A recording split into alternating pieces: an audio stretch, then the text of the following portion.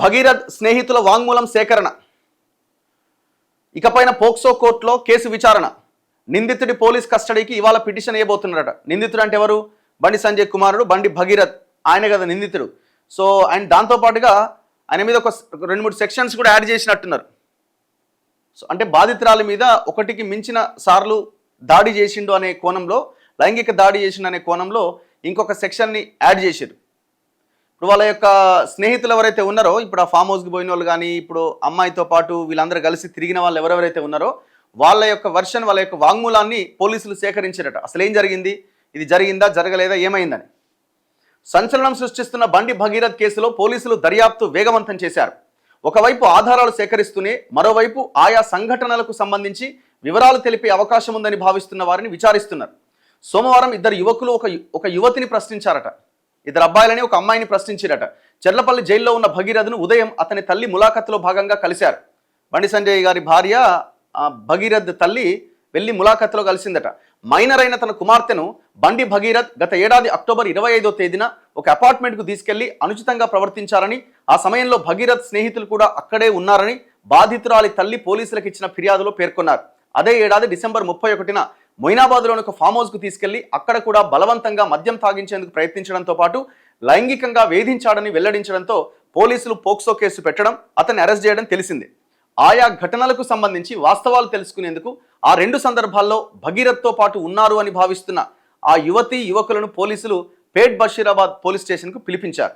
ఆ సమయంలో అక్కడ జరిగిన విషయాలు విచారించి వారి వాంగ్మూలాలు నమోదు చేశారు.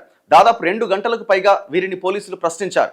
వీరితో పాటు ఆయా సమయాల్లో అపార్ట్మెంట్, ఫామ్ హౌజుల వద్ద విధుల్లో ఉన్న వారిని సైతం విచారించే అవకాశం ఉంది. ఆయా ప్రాంతాల్లోని సీసీ కెమెరాల ఫుటేజ్ని కూడా సేకరిస్తున్నారు.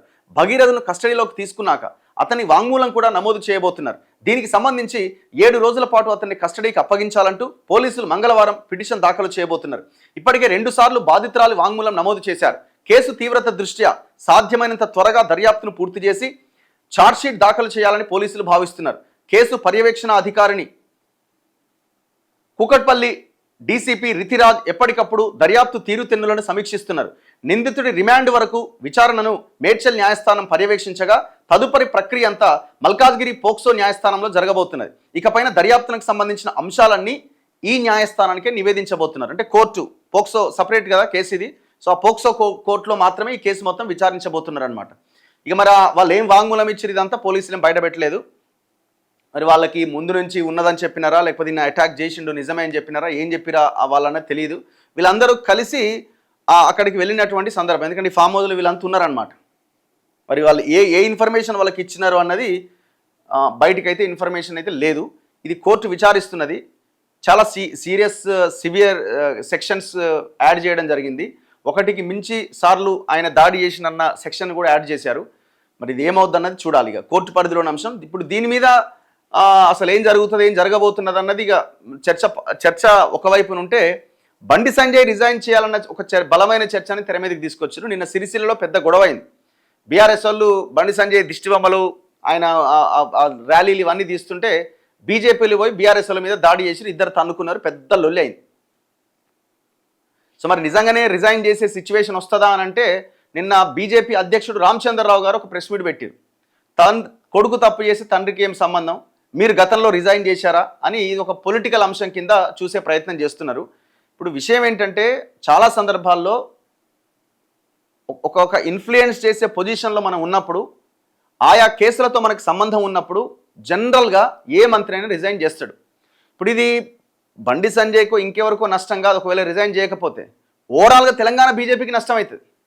సరే, తండ్రికి ఆ కేసుతో సంబంధం లేదు, తండ్రి కాదు కొడుకే తప్పు చేసిండు, ఎవరు కాదనట్లేదు. కానీ ఇప్పుడు ఆ తల్లి ఆరోపిస్తున్నది కదా, బండి సంజయ్ కూడా ఇందులో ఇన్వాల్వ్ అయ్యి మమ్మల్ని బెదిరించిండు అని. ఇది ఒక లైన్ ఉన్నది కదా. ఇప్పుడు ఆ లైన్ కనుక లేకపోయింటే ఈయన కొంత ఇబ్బంది లేకుంటుండే. వీళ్ళు కరీంనగర్కి పోయింది, అక్కడ వాళ్ళని బెదిరించిరని ఆ తల్లి ఆరోపణ చేస్తున్నది కదా, సంగప్ప ద్వారా తీసుకుపోయారని, మధ్యవర్తి ద్వారా తీసుకుపోయారని. సో ఆ పాయింట్ బండి సంజయ్కి ఇబ్బందికరంగా మారింది. మరి ఇప్పుడు బీజేపీ హైకమాండ్ నిర్ణయం తీసుకోవాల్సిందే. మరి బీజేపీ రామచంద్రరావు మాట్లాడిండు అని అంటే ఆయన నిన్న సిరిసిల్లలో జరిగిన అటాక్, ఆ దాడి తర్వాత రెస్పాండ్ అయ్యి కొంత బండి సంజయ్కి అనుకూలంగా మాట్లాడిండు అని అంటే, మరి బీజేపీ హైకమాండ్, బీజేపీ రామచంద్రరావుని ప్రెస్ మీట్ పెట్టమని మనం సంజయ్ని కాపాడదామనేటువంటి ఆలోచనలో భాగంగా ప్రెస్ మీట్ పెట్టించిందా? లేదు, రేపు ఇప్పటికిప్పుడు మనం నిర్ణయం తీసుకోలేం, కానీ రేపు ఎక్స్పాన్షన్ టైంలో అయినా నిర్ణయం తీసుకునే అవకాశం ఏమైనా ఉండబోతున్నదా? ఏదేమైనా ఇవాళ పార్టీకి సంబంధించిన ఆలోచన అది కనబడుతున్నది. కానీ ఒకటి మాత్రం మేము చెప్పదలుచుకున్నాం ఏంటంటే, చాలా పెద్ద ఎత్తున సోషల్ మీడియాలో పోస్టులు పెడుతున్నారు. మరి అది బండి సంజయ్ వర్గానికి సంబంధించిన వాళ్ళే అని అంటున్నారు. తొలి వెలుగు రఘు, దాసరి శ్రీనివాసు, చిత్రగుప్తు, మీరు ఖతమైపోతారు, మీరు అయిపోతారు, మీరు ఇష్యూస్ గురించి ఇక నుంచి మాట్లాడండి. మేము ముందు నుంచి సంవత్సరాల తరబడి పబ్లిక్ సమస్యల మీదనే మాట్లాడుతున్నాం. మీ సమస్య మధ్యలో వచ్చింది, కానీ మేము ప్రజల సమస్యల మీదనే మాట్లాడుతున్నాం. చాలామంది అంటున్నారు మంగ్లీ సమస్య అయిపోయిందేమో. ఏ సమస్య అయిపోదండి, ఏ సమస్య అయిపోదు. వాళ్ళకేం డబ్బులు రాలే కదా. ఎవరైతే ఆ డబ్బులు కోల్పోయినారో వాళ్ళకి డబ్బులు వచ్చినాయా? రాలే కదా. వాళ్ళు బాధితులు ఇంకా తిరుగుతూనే ఉన్నారు కదా పోలీస్ స్టేషన్ల చుట్టూ, కోర్టుల చుట్టూ. ఎట్లా సమస్య క్లోజ్ అవుతుంది? ఇప్పుడు ఒక సమస్య పోయింది, ఒక సమస్య అట్లేం ఉండదు.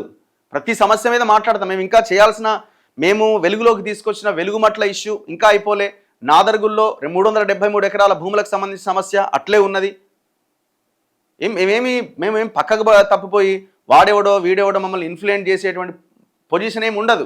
మా మీద ఏమైనా అటాక్ చేసి, మా మీద ఏమైనా దాడి చేస్తే మేము వెనక్కి తగ్గే అవకాశం ఏమి ఉండదు. సో వెరీ క్లియర్గా మీరు దాడి చేస్తారా, లేకపోతే ఇంకేమన్నా చేస్తారా? ఇంకెవరు అంటున్నారు సుపారీ ఇచ్చిరట అని మాట్లాడుతున్నారు. మీరు ఇంకేమన్నా ఇచ్చుకోండి, మాకేమి ఇబ్బంది లేదు. మేము ముందే చెప్పినాం.